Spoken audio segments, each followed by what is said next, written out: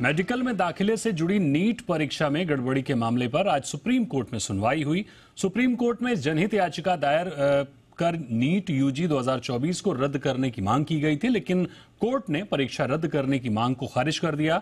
वहीं कोर्ट ने कहा कि काउंसलिंग भी रद्द नहीं की जाएगी। सुनवाई करते हुए कोर्ट ने नेशनल टेस्टिंग एजेंसी को फटकार भी लगाई है। कोर्ट ने कहा कि परीक्षा की शुचिता प्रभावित हुई। वहीं इस पूरे मामले पर कोर्ट ने एनटीए को नोटिस भी जारी किया है। और इस खबर को विस्तार से बता रहे हैं हमारे सहयोगी अरविंद सिंह। बताइए अरविंद। सुप्रीम कोर्ट में आज जो याचिका सुनवाई के लिए लिस्ट हुई थी वो रिजल्ट की घोषणा होने से पहले ही दायर हो गई थी।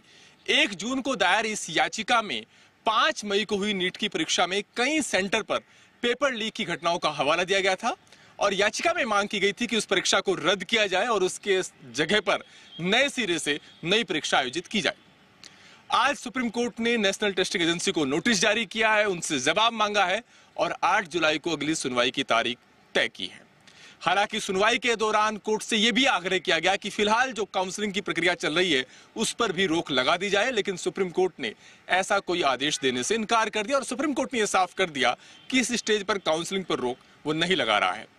लेकिन महत्वपूर्ण बात यह कि कोर्ट का जो टिप्पणी रही इस पूरे मामले में बहुत अहम है। कोर्ट ने यह कहा है कि ऐसा लगता है कि नीट परीक्षा की गरिमा प्रभावित हुई है, ऐसे में नेशनल टेस्टिंग एजेंसी से जवाब बनता है और यही वजह है कि कोर्ट ने इस मामले में एनटीए को नोटिस जारी कर जवाब मांगा है।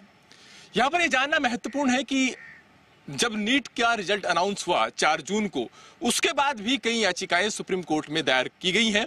इन याचिकाओं में जिस तरीके से ग्रेस मार्क दिए गए हैं एनटीए की तरफ से, उसे मनमाना बताया गया है और कहा यह गया है कि कुछ छात्रों को बैकडोर एंट्री देने के लिए एनटीए की तरफ से ग्रेस मार्क दिए गए हैं और इसकी वजह से 718, 719 तक बच्चों के नंबर आए हैं, जो कि व्यवहारिक रूप से संभव नहीं है।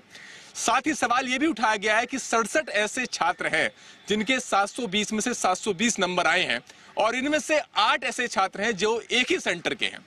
यह भी सवाल उठाया गया उन याचिकाओं में कि रिजल्ट की घोषणा पहले 14 जून को होनी थी, लेकिन उससे 10 दिन पहले ही 4 जून को रिजल्ट की घोषणा कर दी गई। तो तमाम सवाल कई सारी याचिकाओं में जो कि कोर्ट में दाखिल की गई हैं उनमें उठाए गए हैं और उम्मीद यह है कि रिजल्ट अनाउंस होने के बाद जो याचिकाएं दायर की गई हैं उन पर भी आने वाले दिनों में जल्द ही सुप्रीम कोर्ट में सुनवाई संभव हो सकती है।